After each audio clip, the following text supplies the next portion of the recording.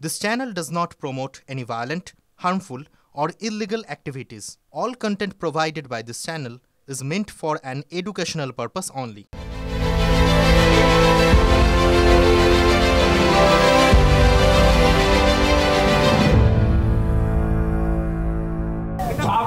পরিবর্তনের জন্য জনগণ একদম প্রস্তুত।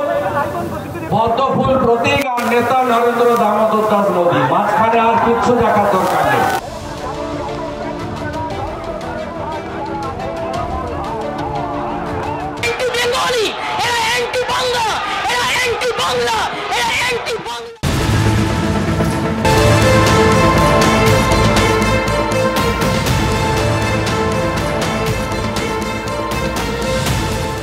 বাঙালি আছে এই কলোনিতে, এখানে থাকা চলবে না, উচ্ছেদ হতে হবে।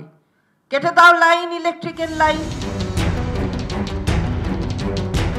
আপনাদের সব আছে, মানে ভোটার কার্ড, আধার কার্ড সব আছে, সব আছে। এনআরসি আমরা দেখছি কতগুলো ঘটনা আপনারা জানেন। উত্তম ব্রজবাসীর ঘটনা আপনাদের কাছে জানা আছে। তিনি তার সোশ্যাল মিডিয়া পোস্টে কোথাকার ভুয়া আসামের একটা ভুয়া কাগজ দেখিয়ে পোস্ট করে উত্তাল করে দিচ্ছেন সকাল থেকে।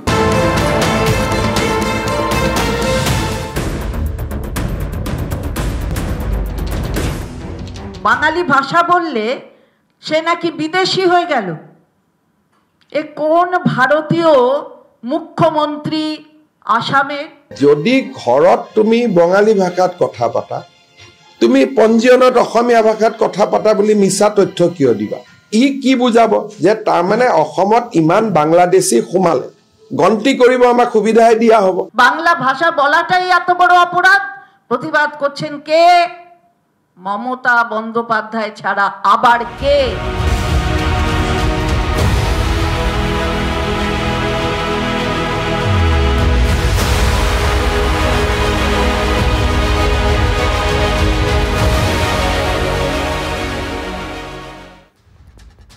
নমস্কার, টিভি9 বাংলায় আপনাদের আরো একবার স্বাগত জানাই। রাত ৮টা মানে হাজির ঠোঁটকাটা, আর রোববার রাত ৮টায় আমি শুভজিৎ ঠোঁটকাটার ভূমিকায়। আপনাদের কয়েকটা ছবি দেখালাম, আমরা পরপর দেখালাম, এটাকে কোলাজ বলা হয়। এ পথে আমি যে গিয়েছি বারবার, এ কথা কেন বলছি অনেকেই বুঝতে পেরেছেন। ২১-এর ভোটে বঙ্গের শাসক দলের কি স্লোগান ছিল? বাংলা নিজের মেয়েকে চায়। ২৬-এর আগে একের পর এক ইস্যুতে যখন বিজেপি পথে নেমেছে, ঠিক তখনই বঙ্গের শাসক দলের হাতিয়ার বাঙালি আবেগ, বাঙালি অস্মিতা, হ্যাঁ আবারও। আর সেই ইস্যুতেই এবার কলকাতার রাজপথে নামবেন মমতা বন্দ্যোপাধ্যায়। ১৬ই জুলাই পথে নামছেন মমতা বন্দ্যোপাধ্যায়। বাংলা ভাষা ও বাঙালিদের অপমান এবং হেনস্থার প্রতিবাদের ১৬ই জুলাই দুপুর ১টায় প্রতিবাদ মিছিল। কলেজ স্কোয়ার থেকে ধর্মতলার ডরিনা ক্রসিং পর্যন্ত এই প্রতিবাদ মিছিল চলবে। ১৬ই জুলাই দুপুর ১টায় কলেজ স্কোয়ার থেকে ডরিনা ক্রসিং পর্যন্ত চলবে এই প্রতিবাদ মিছিল। দুপুর ২টোয় বিকেল ৪টে জেলায় জেলায় প্রতিবাদ কর্মসূচির কথা তারা জানিয়েছেন। বলে বুঝতেই পারছেন, তৃণমূল কংগ্রেস এই মুহূর্তে হাতিয়ার করছে বাঙালির আবেগকে। হাতিয়ার মানে আমি বলতে চাইছি ভোটের অন্যতম গুরুত্বপূর্ণ ইস্যু, অন্যতম গুরুত্বপূর্ণ বিষয় বাঙালির অস্মিতা, যেখানে পড়তে পড়তে পড়তে পড়তে সেন্টিমেন্ট রয়েছে। আর সেই ইস্যুতে ঝড় তুলতে মমতা বন্দ্যোপাধ্যায় পথে নেমেছেন, পথে নামবেন, সেই কর্মসূচিও রয়েছে। আসুন কিছু বক্তব্য শুনি পরপর। এই বাংলা ভাষীদের যেভাবে অপমান করছেন, বাংলা ভাষাকে যেভাবে অপমান করছেন, বাংলার মনীষীদের যেভাবে অপমান করছেন, এইভাবে পরোক্ষভাবে তার বিরুদ্ধে প্রতিবাদে সামিল হবেন এবং হয়েছেন তো বটেই। আগামী ১৬ই জুলাই বেলা ১টায় কলেজ স্কোয়ার থেকে ডরিনা ক্রসিং একটি মিছিল, প্রতিবাদ মিছিল হবে, যার নেতৃত্বে থাকবেন আমাদের নেত্রী সর্বজন শ্রদ্ধা মমতা বন্দ্যোপাধ্যায়।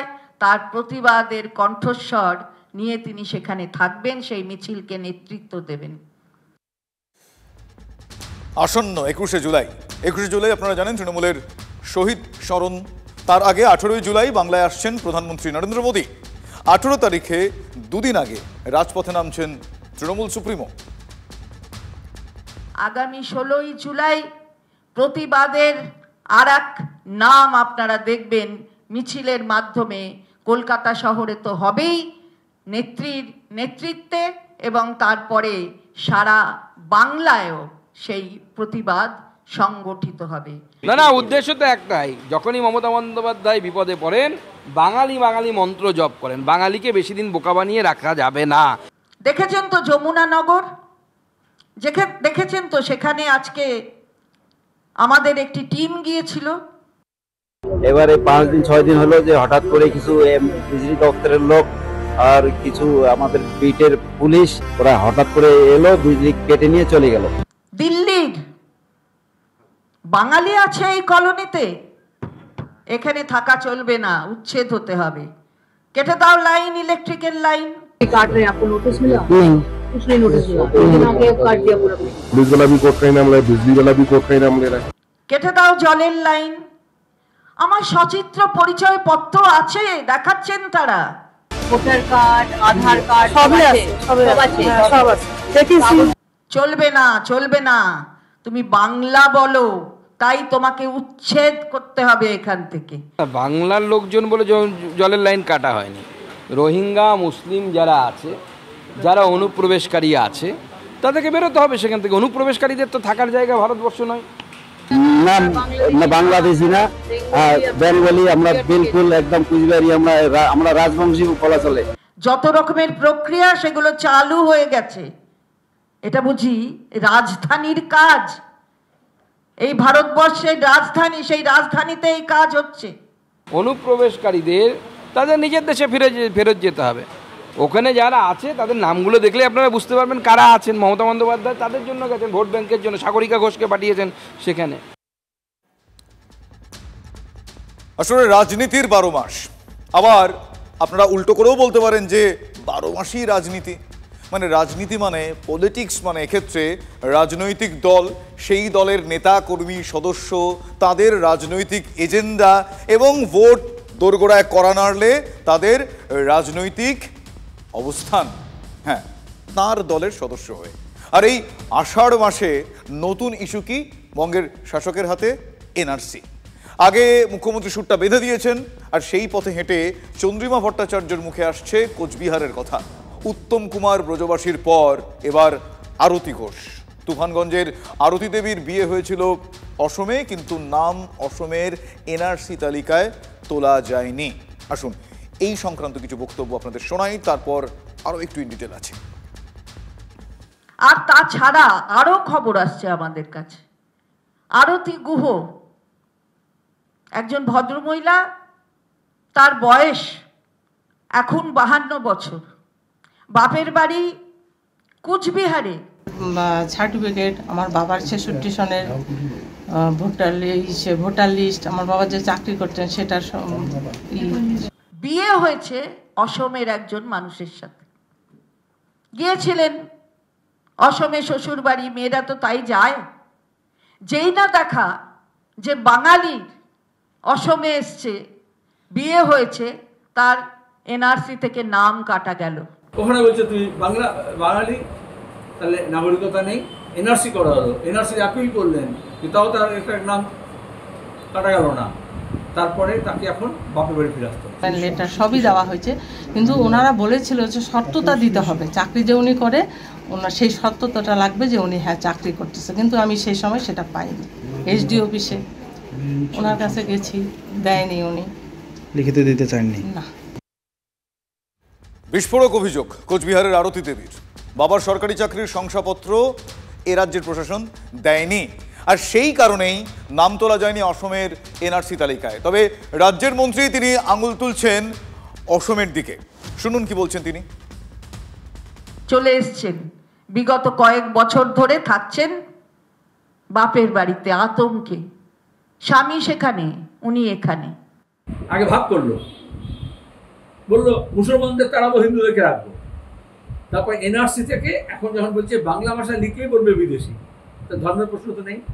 যদি ঘৰত তুমি বঙালী ভাষাত কথা পাতা, তুমি পঞ্জীয়নত অসমীয়া ভাষাত কথা পাতা বুলি মিছা তথ্য কিয় দিবা?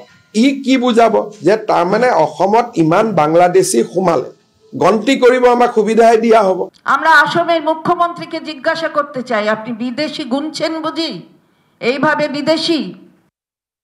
হেমন্ত বিশ্ব শর্মার কথাটা ভুলভাবে উপস্থাপিত করা হয়েছে। যে রাজনীতি তৃণমূল করছে এটা সম্পূর্ণ বিদ্বেষের রাজনীতি, এবং যেভাবে এখানে একটা বাঙালি বাঙালি শব্দ তোলা হয়েছে।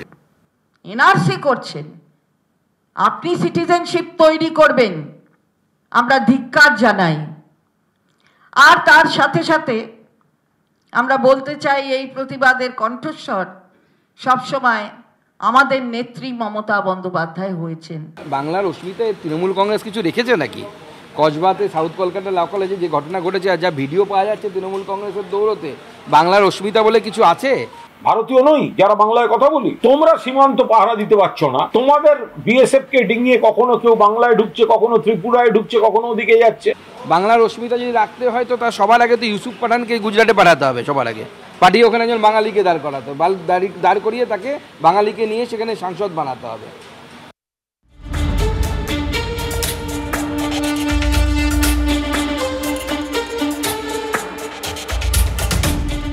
এটা সম্পূর্ণ নওশাদ সিদ্দিকীর মদতে আজকে তাকে নৃশংসভাবে গুলি করে এবং তাকে কুপিয়ে খুন করা হয়েছে।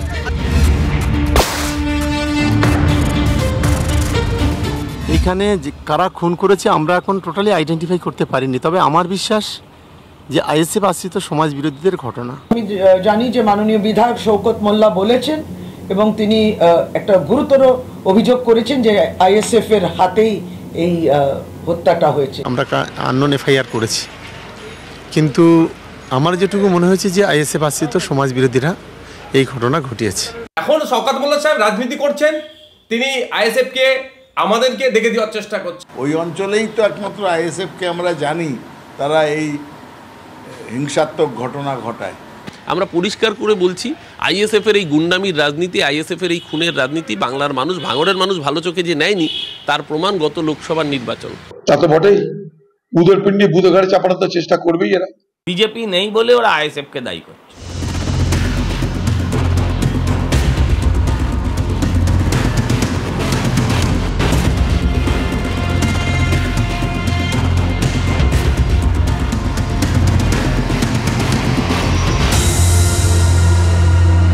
লোকটি যাকে খুন করেছে ওরা আপনার একদা সময় আরাবুল ঘনিষ্ঠ ছিল, প্রেসার দিয়ে চাপ দিয়ে এখন শওকত ঘনিষ্ঠ করেছে। এবার এই সুযোগটা কে নিয়েছে এটা তদন্ত সাপেক্ষ। তৃণমূলই তৃণমূলকে মারছে, ওদের পরিণতি তাই হলো, একে অপরকে মারতে মারতে চলে যাবে। এটাকে নিয়ে কেউ কেউ রং লাগাতে চাইছে, এটা কিন্তু একদম ঠিক নয়। পুলিশ একজন কেন 5 জনকে তুলবে, পুলিশ জিজ্ঞাসাবাদ করবে, পুলিশ তার ক্লু উদ্ধার করার চেষ্টা করবে, তার ইনভেস্টিগেশনে যা যা পার্ট আছে সেগুলো করবে। বলো হরিবোল হরিবোল, বলো হরিবোল, ফেঁসে গেল কালিরামের ঢোল। নিশ্চয়ই আপনাদের এই গানটা মনে আছে। হ্যাঁ, কিশোর কুমারের গাওয়া সেই গান। নিশ্চয়ই ছবির নামও মনে আছে। অমিতাভ বচ্চন, রাখি গুলজার, আমজাদ খান অভিনীত এই ছবির নাম ছিল, হ্যাঁ আমি জানি আপনারা জানেন, তবে নামটা বলি, অনুসন্ধান। আর কলকাতা পুলিশের অনুসন্ধানে ফেঁসে গেল শওকত মোল্লার ঢোল। হ্যাঁ সত্যি তাই, ফেঁসে গেল শওকত মোল্লার ঢোল এবং ফেঁসে গেল তৃণমূলের ঢোল। তৃণমূলকে তৃণমূলের হাত থেকে বাঁচানোর জন্যই তো এই সরকারটার বিসর্জন চাই। যত দিন এগিয়ে আসবে তত বেশি তৃণমূল নেতা খুন হতে পারে তৃণমূলের হাতে। আমি তো বারবার বলছি, গত 3 বছরে যত খুন হয়েছে তার মধ্যে 99% প্রায় তৃণমূল কংগ্রেসের কর্মী, এবং যারা খুন হচ্ছেন তার মধ্যে প্রায় 99% সংখ্যালঘু। মরছে মুসলমান, মারছে মুসলমান। ভাঙড়ে তৃণমূল কংগ্রেস নেতা রেজ্জাক খাঁ খুনে গ্রেফতার মোফাজ্জল মোল্লা। ঢোল ফাঁসলেও মচকাবেন না শওকত মোল্লা। শুনুন। আপনি বলেছিলেন যে এটা আইএসএফ এর কাজ হতে পারে। আমি আজও বলছি এরা আইএসএফ এর মদতপুষ্ট হয়ে এই ঘটনা ঘটিয়েছে। দেখুন, তৃণমূলের কোনো গোষ্ঠীদ্বন্দ্বের কোনো বিষয় এখানে নেই। এখানে আইএসএফ এর মদতপুষ্ট হয়ে আজকে যে বা যারা খুন করেছে তারা কখনো দলের লোক হতে পারে না। আর মোফাজ্জেল আমাদের দলের কোনো পদাধিকারী নয়। লক্ষ লক্ষ মানুষ তৃণমূল, কোটি কোটি মানুষ তৃণমূল কংগ্রেসে আছে, তৃণমূল কংগ্রেসের ঘাড়ে দোষ চাপিয়ে লাভ নেই। এই রেজ্জাক খুনের পর বলা ভালো শওকতের পাশেই দেখা গিয়েছিল গ্রেফতার হওয়া মোফাজ্জেল মোল্লাকে। সেটা দেখা যাচ্ছে একটা ভাইরাল হওয়া ভিডিওয়।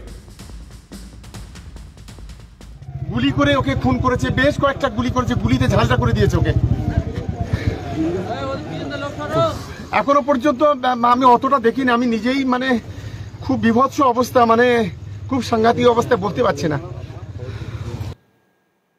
এটা ভাইরাল হওয়া ভিডিও। উনি শওকত মোল্লা কিনা বা তার পিছনে মোফাজ্জল কিনা সেটা তদন্ত করে দেখতে পারে পুলিশ। আশা রাখা যায় যে শওকতের ঢোল, তৃণমূলের ঢোল ফাঁসিয়ে দেওয়ায় কলকাতা পুলিশ কমিশনার বা থানার অফিসাররা সরকারের রোষের মুখে পড়বেন না। মানে কতটা কনফিডেন্সের লেভেল বুঝতে পেরেছেন? খুন করেছে, খুন করে এসে আবার শওকত মোল্লার অদরেই দাঁড়িয়ে আছে, পেছনেই দাঁড়িয়ে আছে, দাদা প্রোটেক্ট করে নেবে। হয়তো এই মানসিকতা নেই শুধু পেছনের। আমি বলছি আগামী দিনে দেখতে পাবেন যদি সঠিক তদন্ত হয়, রাইট সাইডে কেউ আছে, হয়তো লেফট সাইডে হয়তো কেউ আছে, ফ্রন্ট সাইডেও কেউ আছে, ব্যাক সাইডে হয়তো আরও কিছু পাওয়া যাবে যারা এই খুনের সাথে যুক্ত। এটা সম্পূর্ণরূপে জলদাবেরিয়া অঞ্চল নেতৃত্ব হিসাবে তৃণমূল কংগ্রেসের ছিল, কিছু কন্ট্রোলের ছিল যে আমি এটা কন্ট্রোল করব। ও বলছে তুই দুদিনকারের নেতা, তুই কন্ট্রোল করবি, তোকে হাত ধরে আমি নিয়ে এলাম। এইরকম একটা হতে হতেই এই জায়গাটা পৌঁছেছে। খুনের পিছনে নাকি আইএসএফ, আজও এই কথা বলেছেন শওকত। অথচ গ্রেফতার হওয়া মোফাজ্জল তৃণমূল করতেন এবং শওকত ঘনিষ্ঠ ছিলেন, সেটা বলছেন আবার এই গ্রেফতার হওয়া মোফাজ্জলের স্ত্রী। শুনুন কি বলছেন তিনি।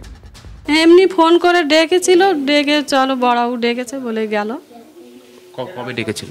বৃহস্পতিবার রাত্রে। তারপরে আর উনি আসেননি বাড়িতে? না। আপনার সঙ্গে কথা হয়েছে তারপরে?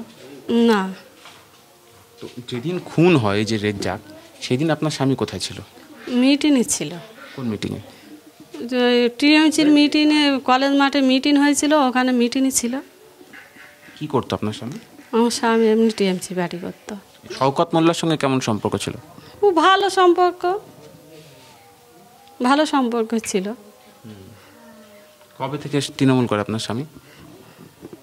আগে গোড়াই টিএমসি করে। শুনলেন মোফাজ্জলের স্ত্রী কি বলছেন। নিহত রেজ্জাকের পাশের বুথের তৃণমূল সভাপতি ছিলেন এই মোফাজ্জল। তৃণমূলের ভাঙড় বিধানসভা কমিটির সদস্যও ছিলেন এই মোফাজ্জল। গ্রেফতার হওয়া এই মোফাজ্জল শওকত মোল্লা ঘনিষ্ঠ। তার স্ত্রীও বলছেন নিহত রেজ্জাকও শওকত মোল্লা ঘনিষ্ঠ। নিশ্চয়ই খুব কাছের ছিলেন, না হলে নানা জায়গায় এতজন খুন হলেও শুধু রেজ্জাকের স্ত্রীকে এই গ্রুপ ডির চাকরির ব্যবস্থা করে দেওয়া হয়েছে। তার মানে খুন হলেই চাকরি। মুখ্যমন্ত্রী তিনি এই চাকরির ব্যবস্থাটা করেছেন। এটা তৃণমূল ভার্সেস তৃণমূল। যিনি মারা গেছেন তিনি শওকত মোল্লার অত্যন্ত ঘনিষ্ঠ, ববি হাকিমের অত্যন্ত ঘনিষ্ঠ। আচ্ছা ঠিক আছে, বিজেপির যারা মরেছে দিতে হবে না চাকরি, আইএসএফের যারা মরেছে দিতে হবে না চাকরি, তৃণমূলগুলোর অন্তত চাকরি হোক। আরে ভাই, মায়ের চোখের জল তো আর তৃণমূল কংগ্রেস বিজেপি হয় না, বইয়ের যন্ত্রণা তো আর তৃণমূল বিজেপি হয় না। তো তাদের দিন শুধু একজনকে কেন? শওকত মোল্লাকে ভাইপোর পাশ থেকে নিজের পাশে টানার জন্য? মরছে মুসলমান, মারছে মুসলমান। বিজেপির কোন কর্মীর মৃত্যু হলে হওয়া উচিত নয়, সেটাও বলবে তৃণমূল কংগ্রেস করেছে। আর তৃণমূল কংগ্রেসের কোন কর্মীর মৃত্যু হলে বলে গোষ্ঠীদ্বন্দ্ব। খুব সুবিধেবাদী। তা তো বটেই, বুধের পিণ্ডি বুধ ঘাড়ে চাপানোর চেষ্টা করবেই এরা। এটাই মমতা ব্যানার্জি এবং তার দলের তৃণমূল যে পার্টি, সেই পার্টির এটা হচ্ছে কৌশল, বুধের পিণ্ডি বুধের ঘাড়ে চাপিয়ে দাও। তৃণমূলকে তৃণমূলের হাত থেকে বাঁচানোর জন্যই তো এই সরকারটার বিসর্জন চাই। ফুরফুরা শরীফের দুই পীরজাদা তোহা সিদ্দিক আর ইব্রাহিম সিদ্দিকের কথায় কি তৃণমূলের রক্তচাপ আরো বাড়বে? প্রশ্ন উঠছে। মুসলমান মারছে মুসলমান। মরছে কে? মুসলমান। মারছে কে? মুসলমান। একটা মার্ডার হয়ে গেলে নিজেরা গোষ্ঠীদ্বন্দ্বের মরছে, একটা দলের উপর চাপিয়ে দিচ্ছে, দিয়ে নিজেরা ফ্রেশ হতে চাইছে। এরা তেজপাতার জাত, যে কোনো রান্না করতে গেলে তেজপাতা দিয়ে রান্নাটা খুশবু করে নেবে, আর বাকি পাতে আসবে যখন ওটা চুষে ছিঁড়ে করে ফেলে দেবে। মুসলমানদের তো তেজপাতার জাত মনে করে। সংখ্যালঘুদের নিয়ে চায়ের কাপ, চা খাওয়া হয়ে গেছে, ডাস্টবিনে কাপটা ফেলে দেয়। এরা শুধু আমাদের ইউজ করবে। এই রাজ্জাক খান মারা গেল, কি হলো? কার কি হবে? নেতাদের বয়ে গেল। 26-এ অনেকটা পরিবর্তন হয়ে যাবে। এইভাবে কতদিন চলবে মুসলমানদের বুকা বানিয়ে? আমরা বাংলার, আমি বলছি না, বাংলার মুসলমানদের ভাষা আমি শুনে বলছি, ওই শুধু বলছে বাঁদরের খ্যাচ খ্যাচের শোনাচ্ছে, হুন মানে চড় খাওয়া অনেক ভালো।